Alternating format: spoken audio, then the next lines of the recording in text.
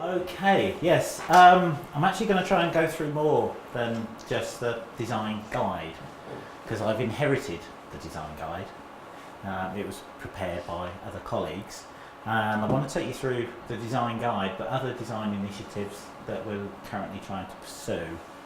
It's only recently that I've taken on design responsibility, if you like, in Cornwall, and we've started with the guide, but we're doing some other documents. I'm going to take you through those processes that we're looking at, and hopefully link it in with your own ideas, thoughts for your neighbourhood plan, and hopefully set you a bit of a challenge stroke discussion towards the end.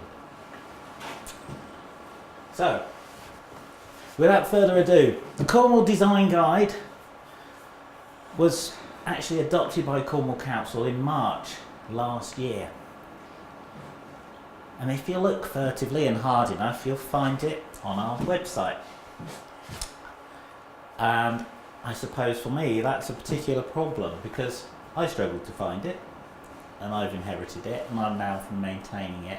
But we do have it, it's published, and its purpose primarily, if I just show you what we're trying to do with it, it was prepared to provide a simple and easy to use document, and also to provide links out to other source material. Its intention is that when it's adopted as a supplementary planning document, which will happen later this year, is to be a significant material consideration in considering applications. So I would like planning officers, parish councils, people who are interested in commenting on schemes to look to this document as a starter for 10. It also looks to capture the Cornish context. But where it's obviously quite a diverse county, it's quite a difficult job to do, and I think there's a role that the local communities can play in helping to capture their own local context. It sought to get what we call the NPPF, and I'm sure from Marcus's talk last week, that's the National Planning Policy Framework. And without a local plan in place at the moment in Cornwall, that is the get-to-go, that get-to centre that the planners will go to look for policy guidance for schemes. It's very useful. It's got a very good section on design, and makes this requirement of, expects quality in design out of schemes. So, looking at the NPPF, what we try to do in developing the Cornwall Design Guide, and it's something that we have made sure is embedded in the design guide, are some key design principles and advice on achieving them. The other thing the design guide contains within it is a design process that we're recommending really that developers should follow, and communities should expect developers to follow in preparing schemes. So the core principles that are embedded in the design guide are based around the Building for Life 12 criteria. Those criteria were developed by CABE, and they are principally used for major residential schemes, but you can actually look to apply them to other opportunities. And I'd like to explore that with you towards the end. Well, what the Building for Life 12 does is effectively pose you 12 questions about the place that you're trying to create, and use that to assess schemes and their performance against them. Now, what we've also incorporated into the guide is a design process. When we're working with developers, we're trying to encourage them right from the start to look at their design principles and develop a sustainability checklist. To undertake and understand the site, its context, its wider context, understand the local planning policy in the area, and then do a constraints assessment and work with others. To then develop initial plans, work with us on those, look at how they can integrate energy design into the scheme, refine, and eventually, having gone through probably a cyclical process of understanding the opportunities, the constraints, and it does tend to go round and round a bit, get towards a planning application. What we've recognised though is that for the major schemes, which now can cost up to £500,000 when they've got to put in a strategic environmental impact assessment, we don't want them coming forward with schemes where they haven't done all the information. It makes it very difficult for us to hit the targets. It slows everything down in that sense, and it gets frustrating for the developers. So we started to build this support mechanism on top. So for the design principles and the sustainability checklist, we have our Cornwall design guide. We're looking to use Building for Life 12 in the core of that, and encouraging developers to start to analyse their place and their opportunity and how their scheme might fit from the off. We have the local plan coming forward. We will be developing further supplementary planning guidance on affordable housing. I'm working on one on housing standards, and I'll talk a little bit about that in a bit more detail. So we're trying to provide them a background of core material of our expectations. And then when it comes to actually understanding a potential for a site or constraints, we have a service that we can offer, which is a planning liaison group, and I'll explain that in the next slide. We also have a design review panel, which is made up of external members. Estelle sits on the panel on occasion from the RIBA, but we also have other professions, and their external sort of peer review, which we support and facilitate through the council, and then where there are some gaps in some of the professional knowledge, we co-opt officers to assist. But the panel report's independent. Then in creating a planning application, what we've tried to do before they get to the plan, before they make their planning application, we try to package this up on the large ones through planning performance agreements. I don't know if anybody's heard of that and how we use it, but we actually try to get the developer to enter into a contract with us, which is not going to determine the planning application, but it'll mean that we can have a working dialogue and a working process with them, so that we can try to persuade them to come up with good quality design schemes, but also to engage with the community, take on board what the community says. So it sort of creates a support network. And we're finding that more and more developers are actually taking these up on the larger sites. And then of course, at the end of a planning application, there's the formal assessment process, and then the committee decide whether a scheme's going to get consent or not. That seems relatively all straightforward until you realise we've got a lot of other guidance, national, regional, local, that impacts. We have highway design guides, we have highway standards. They often seem slightly counterintuitive with what we're trying to do in trying to get a good urban design scheme or a quality design scheme. We have landscape guidance, historic environment assessments, historic impact assessments, sustainable design and construction, the Environment Agency. When you start to think who else gets involved, we have obviously the community and local councils we want to engage, but you can see that's just a snippet of the list of the people that can be involved in an application, and it gets quite difficult to draw people together. So what we're looking at doing is how might we make that work better.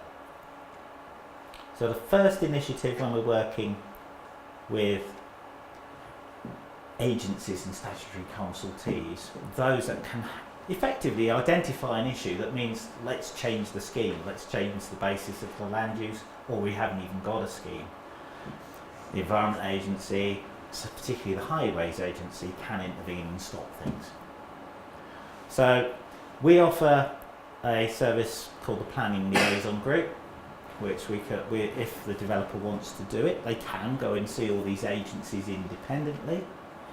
But what we try to do, what we do is bring those agencies all together into a room and effectively identify, or get them to go through the proposals and identify anything that's a significant stumbling block or a significant issue, or where they realise that there's two conflicting points of interest.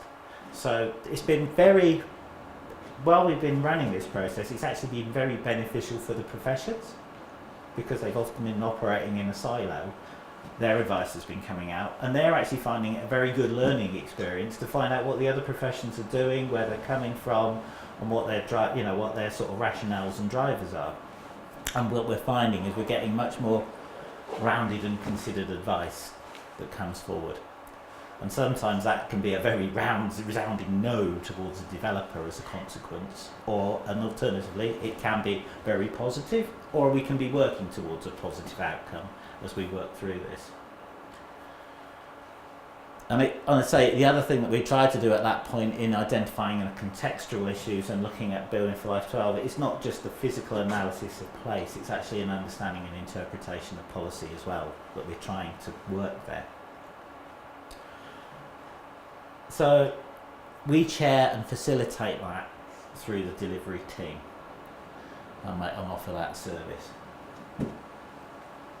As part of, that's one exercise. As part of this planning performance agreement, what we're also trying to say is right from the very off, as part of your analysis, is go and engage with the local community that you're proposing to work with. That's what we want them to do. So that's very much a key message that goes out. The other initiative we do is the design review panel, and we're trying to persuade the developers to come in at that at the right point. Don't come forward to the design review with a scheme that hasn't got an OK in principle, because the panel's not there to talk about the principles of development. It's about shaping and finessing developments. And it provides independent peer review of significant proposals. The panel report is a material consideration that we're trying to get that embodied in. It's chaired by the Devon Cornwall Architecture Centre. I say a range of members that sit on there from different skill sets. Again, we facilitate the panel. We are responsible for providing the secretariat and effectively drafting the reports. But all the panel members input, and they effectively they sign off the report that goes out to people on that one. Right, now, whilst we've got those initiatives ongoing, we've also identified we need to do a lot more to improve and start to tie things together, particularly where we've got these clashing initiatives. So one of the things that we're looking to, how we're looking to start, is the Cornwall Design Guide and doing a user survey. I mean, within the room, how many people have actually looked at the document, seen the document online? 2, 3. So you've sort of found it. Great. I'm not going to seek a review on it tonight, but we will be putting the questionnaire there because we want to look at it to see. I don't want to sort of carry on and produce a document that sits on a shelf or sits on a virtual shelf. I want a document that works and is practical and is usable. So I'm looking for people's, very positive stroke negative experiences of it, so we can look to evolve it. In the design guidance, as well as the design review, we're looking to encourage all our departments to collaborate on design issues. Often interesting when you've got, particularly when you're dealing with highway design, you can end up sometimes with, the best I've had is 24 highway engineers in a room trying to resolve a particular problem when we're trying to change the nature of a street. Quite challenging. But what we're just trying to get the approval to do is, in the fact that Cornwall's going to be redesigning its whole website, is actually make a single source design page, because at the moment you have to go all over the place. So we're going to try and make that one reference page. And we're just about to undertake an audit of existing Cornwall Council published guidance, which I think could be quite interesting in the terms of the number of documents it's going to throw out, but we shall see. But the idea is we'll be working to actually working with those colleagues to see if we can actually reduce that down to a sensible number in a sensible base. I'm sure it's going to take a little while to get there. The other activity we're doing is design training, and we've just embarked on a program of member and officer training. We've held one officer training section and one member training session.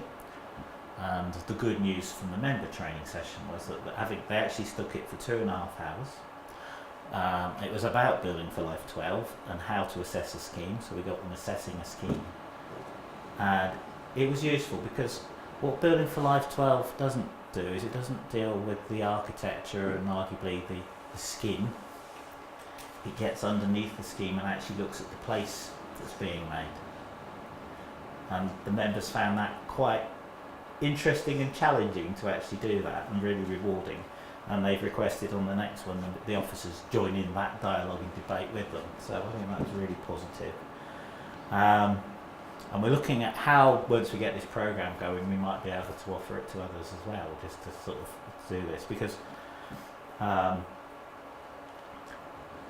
going to set you a Building for Life challenge for yourselves at the end. I think it could be something. It could be something that could be core to how we take forward improving design in Cornwall. The design review panel, we're going to be launching a user feedback survey for all the developers that have been to it, officers that have attended it, members that have been attending it. Because it's been running now for 2 years. I think we don't want to be complacent. I think there's areas where we can improve. And the other side that we'll be doing as part of the overall website review is looking at that, the guidance that we publish and make available, the level of service that we offer, and then the fees that we charge for it as well. And then one particular aspect that the Cornwall Council members really noticed was absent from the design guide was any commentary on the quality of housing stock, housing standards. It's an initiative that the government have been sort of touching and trying, but we've told us to get on and work with that. So we are looking at developing new housing standards, and also garden standards. And what we're going to be doing is preparing a draft document and website for public consultation, probably around October to November of this year. But I'm going to show you just where our thought process is lying in terms of what the document is trying to achieve, because it might, if you like the way we're going, it might inform how we do our review of the actual overall design standards document as well. What we're trying to do with the house standards is actually go for a performance-based approach, i.e. not saying how big rooms should be, but how the room should perform. What should you expect in a bedroom? You should be able to expect to get a reasonable sized bed in it, get your furniture in it, get round the bed to make it, and access your curtains. I mean, we see quite a lot of smaller units coming forward, and so this is trying to draw a line, should we say. We're proposing 3 clear levels of standard.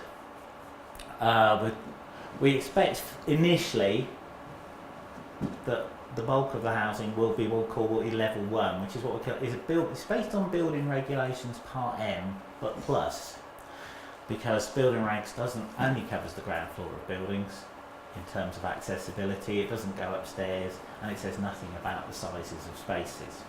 So we're providing, we're basing it on, should we say, trying to do it on solid common sense. And so we're looking at our standard furniture sizes and what people might expect to get there. Our level 2 is reflecting lifetime home standard, a published lifetime home standard. And then our third one is for wheelchair houses, because we've got quite a high proportion of people in the county who are unfortunately in wheelchairs, but very limited purpose-built stock. But for all of these, all three standards, what we're trying to do is also demonstrate how it could be built in its first iteration, but then subsequently adapted. So the level, the level 2 will definitely be a lifetime home standard, and will show adaptation, wheelchair, show how a house can be adapted. And then the level 1, we're looking, how far you might get. Now, what we've also trying to do in taking these standards forward is not be rigid. That's one of the reasons why we've not said, a single bedroom should be, 8 square metres. Because you can design a room that was 8 square metres and you wouldn't get a single bed in it. So we're actually basing it on this practical performance basis. And then the other thing that we're looking to do is actually make it a living document, so that we can adapt it as standards change, but also because we want this to be used not just by designers but by potential occupiers, by our adaptations team, by our occupational therapists, but generally available to all. And we're going to also put with this a checklist, so that when developers or designers are working on it, they can demonstrate how they're performing against it. There's no reason why somebody else, if they're commissioning a house or even looking to buy a house, couldn't use it as a shopping list as well. And you might get this, what we're hoping is that as people get a little bit more informed and actually look at properties, then those standards might start to go up because of market demand. It does happen with some developers. Now, what we're doing, and I'm sorry it's quite small text, but we're trying to get in. This is effectively just the contents that we're covering. We're literally going through the stairs, we're going through lifts inside buildings, circulation within buildings, itemising each room out. And then at the back in the appendices there'll be our standard furniture, what we expect the furniture to be required. We are also going to make those sort of the standard furniture available as PDFs and scalable drawings for architects, designers, so they can actually drop them in. Because what we are looking to do is pursue what the government were thinking of doing with the standards, and actually making them part of building regulations. So we're actually involving our building regulations team very early on, but also that can be approved inspectors. But what we're trying to do there is, if these do come forward as national standards, you could envisage a situation, if they were in the building regulations, of somebody getting planning and consent, then failing on their design, failing at building regs, and having to go back around in a loop. So we're trying to encourage early pre-application with this. And part of what is the expectation, or national expectation, but was also our expectation, was that applications would come forward, layouts would have the furniture layouts on them, so it's pretty obvious whether they're hitting the standards or not, in that sense. The other thing that we're trying to do is make quite a simple document. And I wanted to show you this because I think it might be a way of how we might ultimately reimagine our the design guide. Because I don't know about you, but I hate seeing documents with loads of words in, even though I'm a planner and I used to write policy a lot. I try to work visually and simple bullets. So that's what we've sought to do here. Very simple. Level 1, it shows you the double bed that's in the room, it shows you the storage, it shows you things. So it just gives you the very simple basics. But if you need to know more about what do we mean by that, you click on it, up it comes. It's an interactive page. You immediately get the extra information that you need. But it's not always there. It's not information that you have to plough through to get to the core messages. And so we're working on that very sort of simple basis. What I'm actually looking for and actually I'm sure prepared to help volunteer is that we want to, whilst we're working on getting the technical pitch right, we want to make sure that we're getting the customer pitch right. So I'd like people, I can make this sort of page available for people to see if it's something that you would use, because this is how we're going to base the document to work like this. And so that would be something that I'd really like input on. But it is quite simply, you go to it, you click on it, you get extra layer of information. You don't, in other words, you access it when you need it. You don't need it there all the time.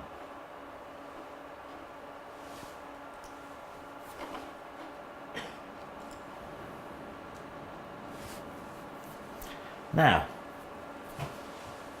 that's what we've been doing in terms of trying to set things up as the council.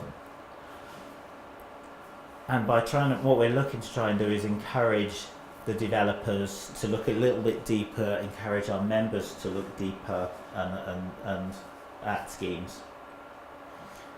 But as I said at the start with the Cornwall Design Guide, trying to provide Cornwall context for the number of different settlements and different characters we've got is very difficult. And I think that's the role the neighbourhood plans can do.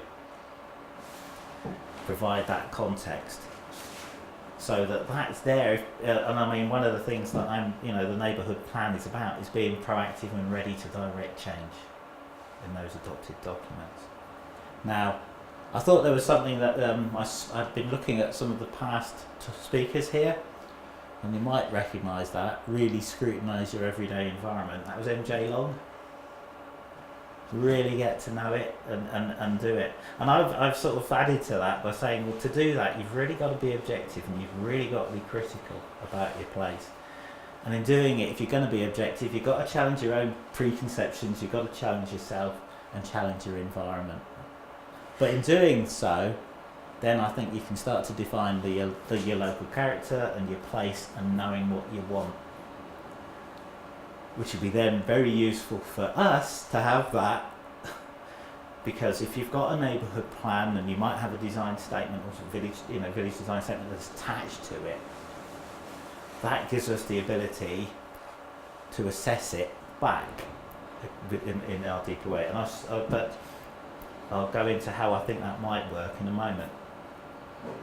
But I suppose the other thing in terms of challenging and understanding change, there's 5 words, and there's going to be more than 5 words to consider, but here's 5 words to sort of consider really when you're thinking about change. That one's always easy to come up with, but very hard to defend. Can't change. This one creates a little bit of thought process when you actually start to look at a thing and realise actually maybe that could, which then leads to actually that should. And then when you start to really think about and prioritise and analyse, you get into the must. But there's one that's always tricky that I find that people have difficulty getting, and that's those things that will. And nature's out there proving that at the moment. So I think that can be quite difficult, but that's some of the things you need to look at and almost sort of say, well, we don't want to go it, but actually something is going to happen there. We need to take it. We're either going to lose it or we're going to have to change it in order to retain it. It's those sorts of things that we need to really consider. Now, unfortunately this slide doesn't quite do what I had hoped, but it does get all the questions of Building for Life 12. And this is where I wanted to have a little bit of a think about Building for Life 12 and possibly have a discussion. I'm up for having a discussion around this. And I'll leave these for you later, but what you've got in Building for Life 12, you've got 12 questions. They were aimed at assessing schemes, but I think you can use them to assess places. Because for connections, for instance, that very first question, does the scheme integrate into its surroundings by reinforcing existing connections creating new ones, respecting existing buildings and land and uses alongside boundaries of development sites. In doing a neighbourhood plan, that's what you should be looking at your connections and looking at your weak points and finding out where opportunities may lie or where you want things to improve. It also very quickly, in some instances, starts, there's certain towns I've been looking at recently where they've been looking at a development opportunity that's gone in, wondering why it's failed, and because where it went in, it missed the opportunity. It built on an existing connection, but the existing connection was the think fault.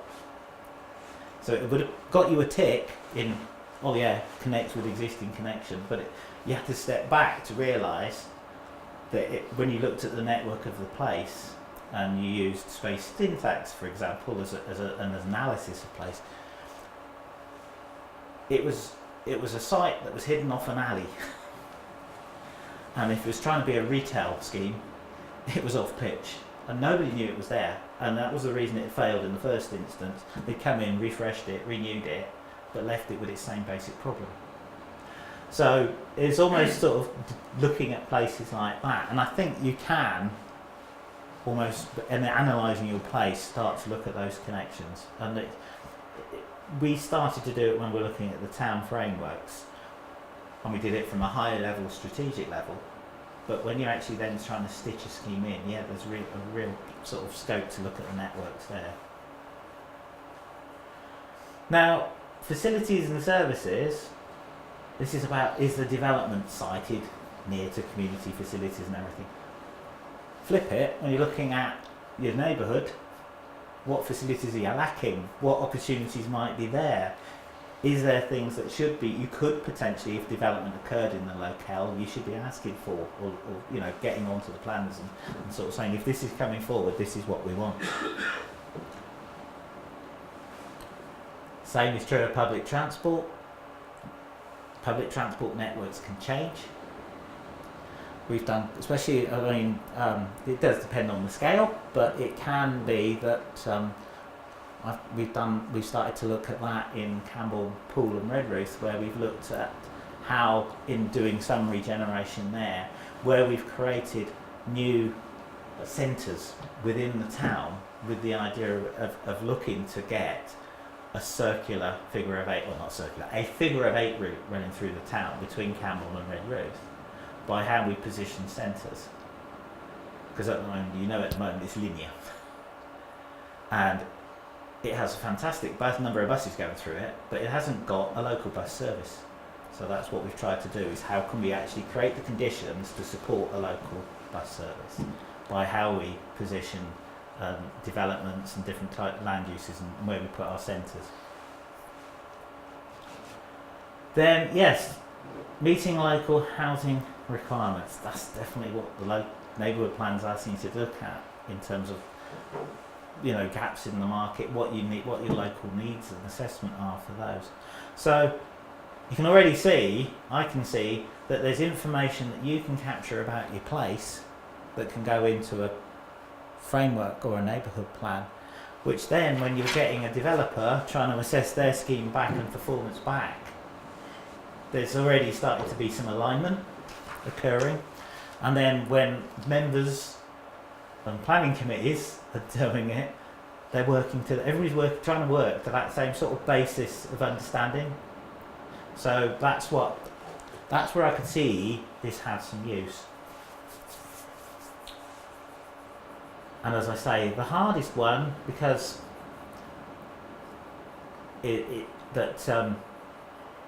members struggle with and planning officers struggle with, is character and defining the place of character. And is it locally inspired or is it locally distinctive? Fortunately, this was quite some time ago when I first came to Cornwall. I did have to point out to one of the planning officers that this house and with this extension that was going on, he was insisting on the flat roof dormer because that's what was in the locale and that was locally distinctive. No, that's not what local distinctiveness is about. And I think it's it's almost sort of getting right back to those thumbnail sketches of what the place is and what it, what they are. We've got some towns in Cornwall that are definitely hilltop towns, and if you did expand, you'd probably want to expand on the hillside, not take it down into the valley. There's things like that you need to analyse and understand. And then a good one in terms of site and context, I'd say it's at the very end of there, because it goes through the landscape features, the water courses, the wildlife habitats. All those are things that they can employ consultants to apply. But nobody knows the microclimates in the area better than the people that are already living there, in terms of understanding how schemes might work. Because more often than not, we do get things in that accentuate problems, and haven't considered that. So lots of little things that you can already start to put into your plans and have on your layers and have available.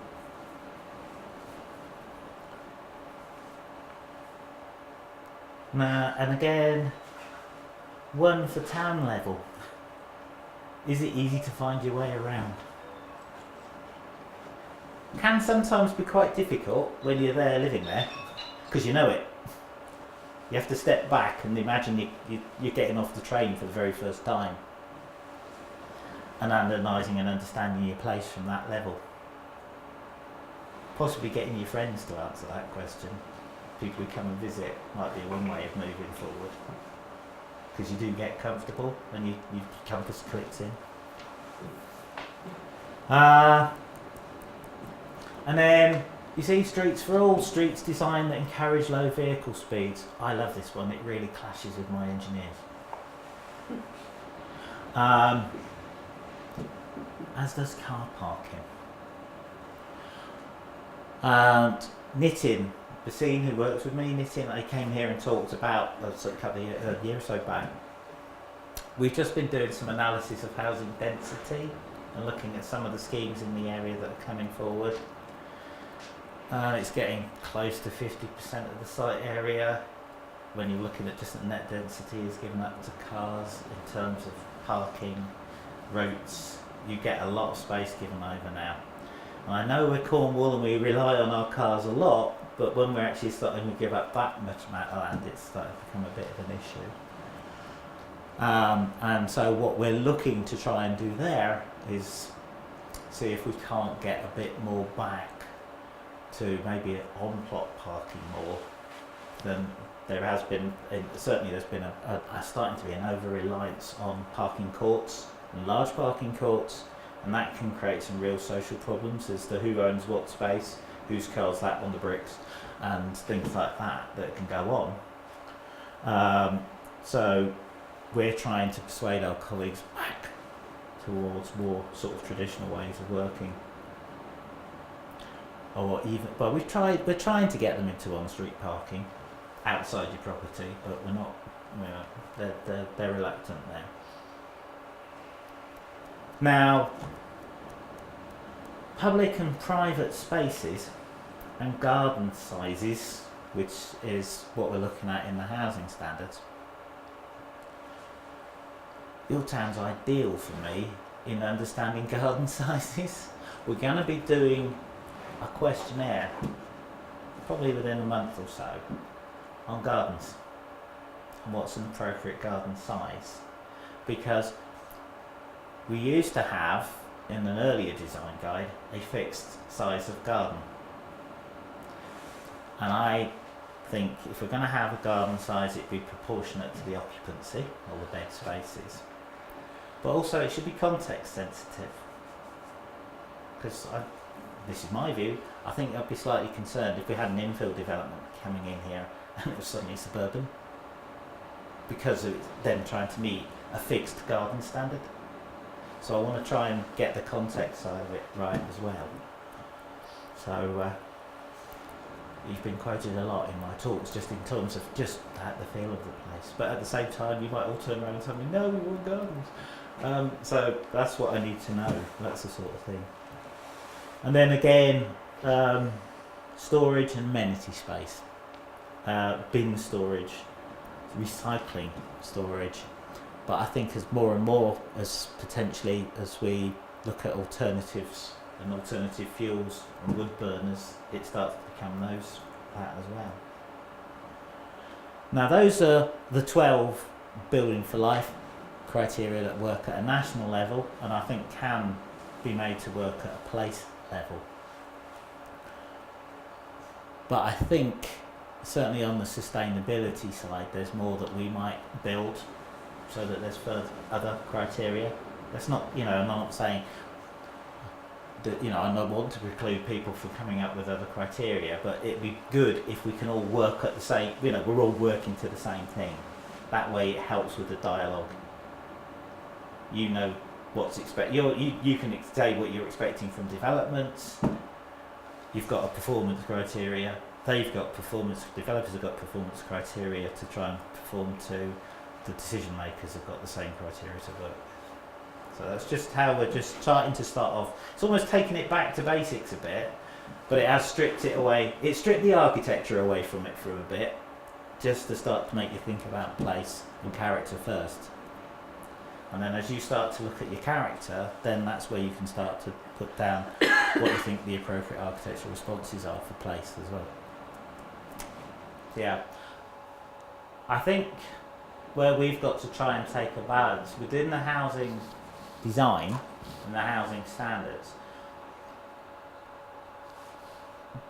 there are different ways that you might achieve those standards, and we're going to, in terms of how, if you've got a bedroom, the trouble is we're getting really small bedrooms nationally and small houses generally, but one of the things, and certainly with that level 2, that lifetime home, what we've sought to introduce in the bed spaces is a desk.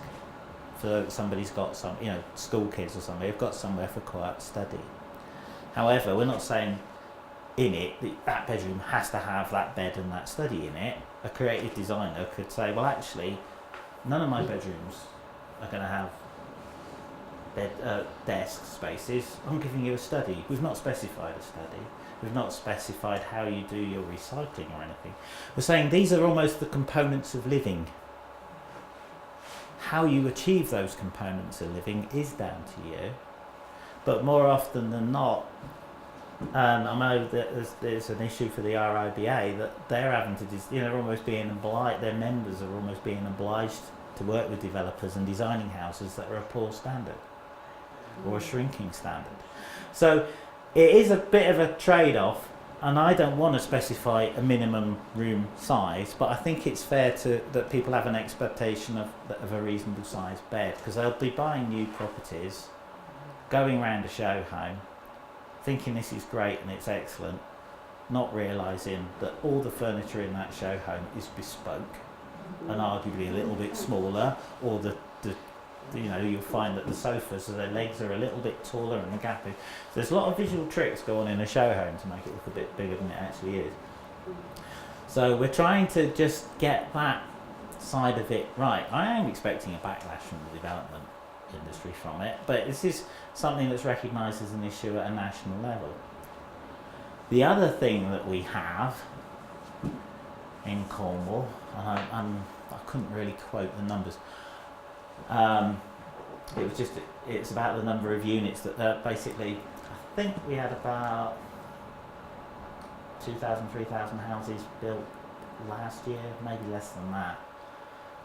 But there was close to 2,000 existing houses adapted last year at quite some expense to meet needs of ageing population or people with disabilities.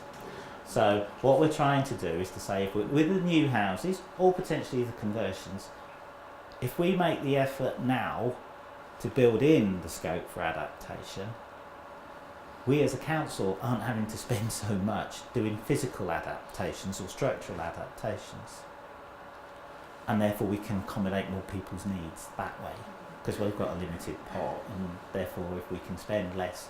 Now what we're also trying to do in doing that is we're trying to be as sympathetic to the contractors as we can as well, by effectively saying, well, we're not asking you to go in and fit this out from fresh, but if you can go out and, for instance, in the downstairs toilet, put in a floor gully at construction stage, that's going to save us an absolute fortune if we have to convert that to a wet room as somebody gets held done.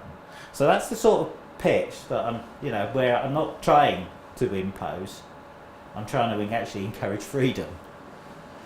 And that's where I've got a slight issue with where the government were looking at their standards. They were trying to fix room sizes.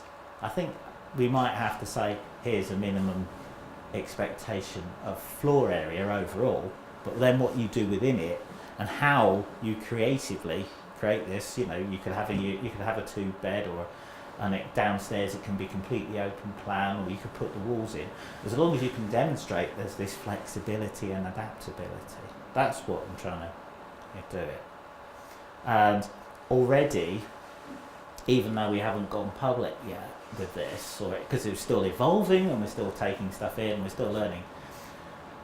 We've got some custom build schemes coming forward in Poole, and they want to look to see how they can actually use this to almost create a template for their custom builders to then work within.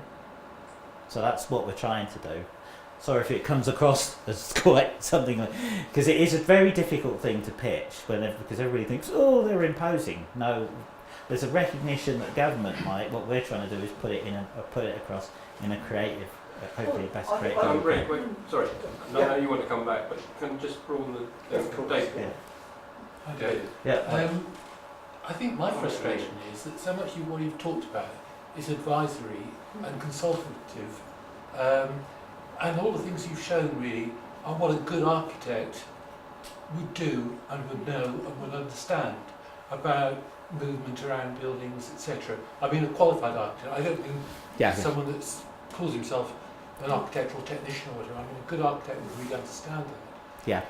And so, because it's advisory, because it's consultative, what about the unscrupulous developers? And there are many of them, whether they're big companies or one-off, who will just raise 2 fingers to your guy and say, no thank you, I don't even want to look at it, I'm not bothered.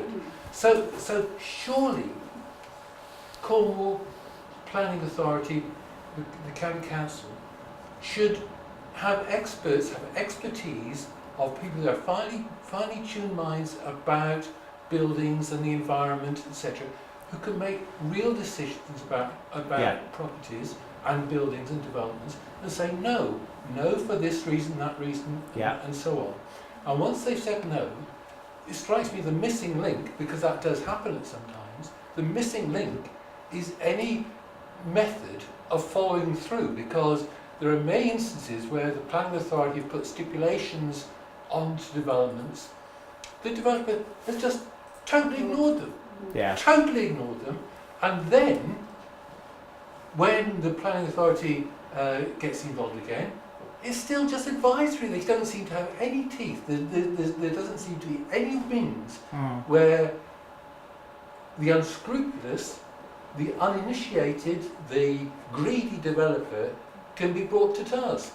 And surely I think it's great to have a guide, but the guide is for the layperson, I would say, because as I repeat myself, an architect would understand, would know that the things that are in the guide.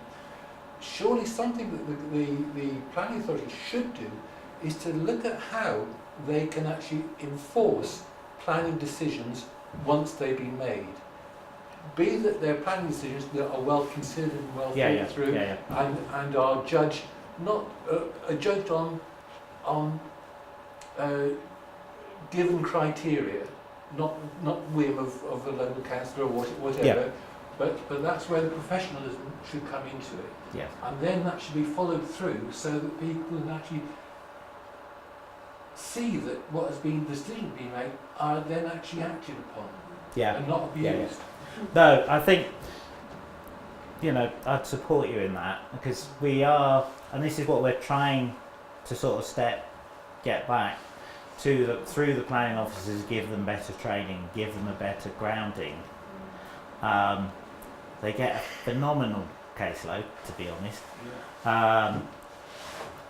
And if we can give them a toolkit that helps them understand and know what to look for, which is what we're trying to do here, that will help. You know, that is a step forward. Where I'm saying about what is quite difficult sometimes for them is to appreciate and understand what is local context as you guys see it and what you think a quality development would be.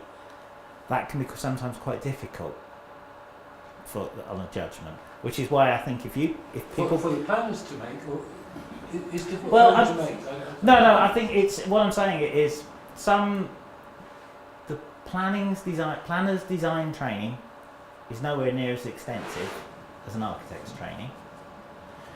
And so we're trying to sort of supplement them and get them to look deeper at places and try to look at that level. That just fills me with horror, that you've got people making decisions that haven't got the education, an architectural education, to make informed decisions. They do go through training. I mean, I'm fortunate. I'm a qualified architect, and I've done the full planning course as well. And I'm speaking from my experience, should we say, of my training. I'm sure you're right. So, which is why I'm looking to improve design quality in Cornwall by doing this. So you've got me at the start of making some improvements and trying to make that forward. I've had plenty of experience of seeing schemes off that don't fit at a policy level or don't work on a design level, and we have, I've acted as expert witness on design grounds before now, so we're trying to give design a bit more teeth back in the department. The head of service at our conference this year, that was his thing, was raising the quality, which is why I've leapt at this to then try to do that. But I mean, it's some of my design, my planning colleagues have different experience and different levels, as you will find. They do consult with Nitin and I on schemes, but there's what I want to do is raise the number of actually qualified design professionals in the department. And I think you put your finger on it. It's having the teeth behind that's lacking at the moment. Yeah. And I think the reason why the teeth, one is expertise, and the second thing is the time. The caseload that people have got, yes, and things just go by default. And the unscrupulous developers So know that if they... What could we do locally? Locally, in terms of... Some of these things happen. Well, part of that was, I think, in looking in doing your neighbourhood plan, you're expressing the character of the place. That character, I'm sure, is going to vary in different parts of the place as well. You need to be very much mindful of that. And then potentially also knowing what you see as good quality, what almost sort of it's always a hard one. This one is how far can you push a design, because as an architect coming into the planning service, that was always a tricky one, because I can't be the project architect. I can't be the guy signing it off. The only chance that you ever start to get to that level of detail and quality is when you're dealing with conservation and listed buildings. To try to get better quality out of design, I think there's also possibly this inquiry back about looking really hard at the drawings that come in and what they're showing, because I see drawings and then I can see something, and I can see somebody's trying to be bold and innovative, but I can also see that they haven't thought about the detailing, and that could be a nightmare. It could be absolutely pristine if they can detail well, but if they can't, I know it's going to be a lash up on site, quite frankly. So that's the hardest thing from the drawings that sometimes come in. My colleagues won't thank me, but I would suggest that you are a little bit more quizzical potentially in that respect. Okay, I'm going to take Lucy, this gentleman, and then Richard, and then Robert. Yeah, And this stuff. sorry I was late.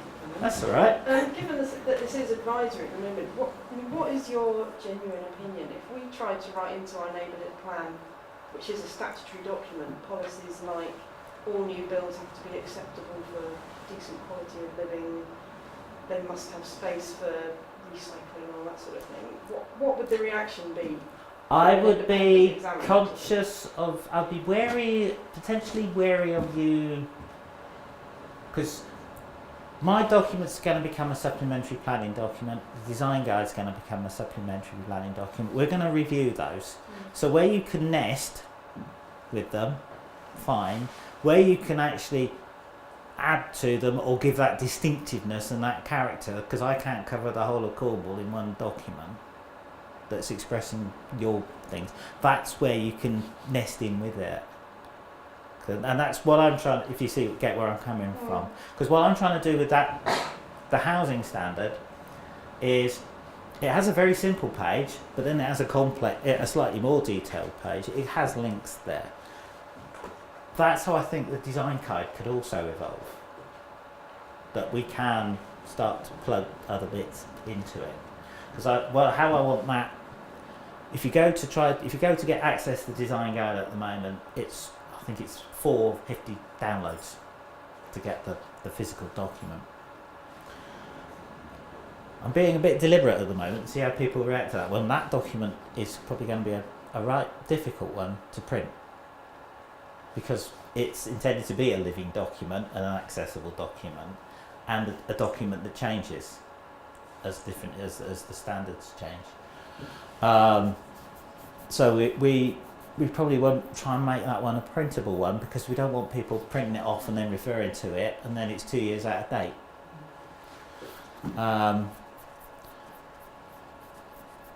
But I think, yeah, for what you can do definitely locally is start to capture the uniqueness of your place. Because to be honest, it is difficult for us, to actually assess that. But you have to. It is being objective about it. That's the thing. I think that's what's critical. I do see a real problem. I've looked around. I've just bought a property, and I've looked around so many that are described as 2 bedrooms, and you couldn't reasonably live in either of them as a bedroom. No. And it is a real problem. Yeah, but that's why we're looking at this. It's a national. But it's just guidelines. No, it's the chances, if the government bring it in, as they're suggesting that it will be, if the government do bring it in, our document will probably fall by the wayside. But at the moment we're aligning it with their recommendations. But that is what they are trying to set, is an actual, if you're buying a 2-bed, 2-bed, 3-person house, it should have this amount of square meterage within it, in a new one. If you're buying a conversion, then it should have this within it.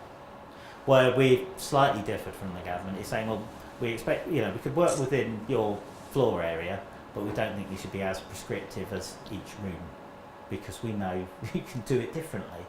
You can do it creatively.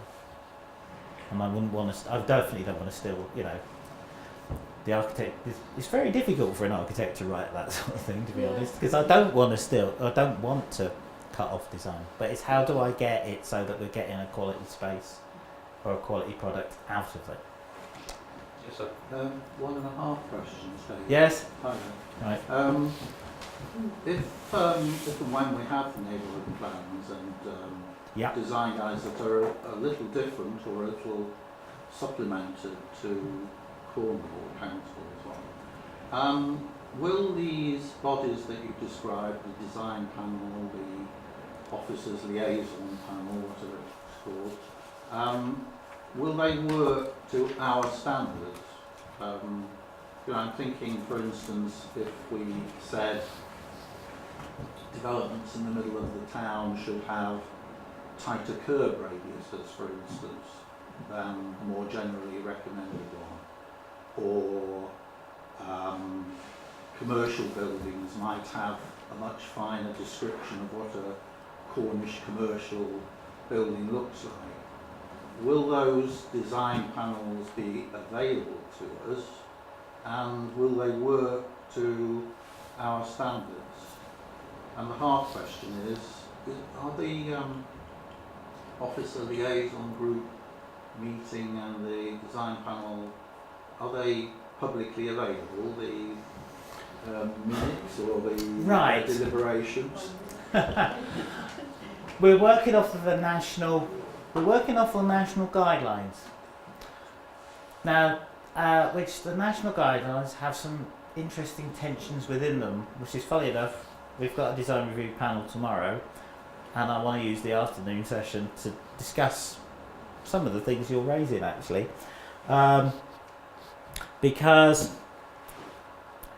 whilst the scheme is in pre-application stage, what's been happening with the design review panel notes in Cornwall, but in other design review panels, is they remain confidential between the panel, the applicant, and the planning service. They then, when an application is made, is public. Now, and that's also that's sort of reflected in the national guidance, but in the national guidance there's also a suggestion that panels could be open and transparent and public. And you go, hang on, how do I square this?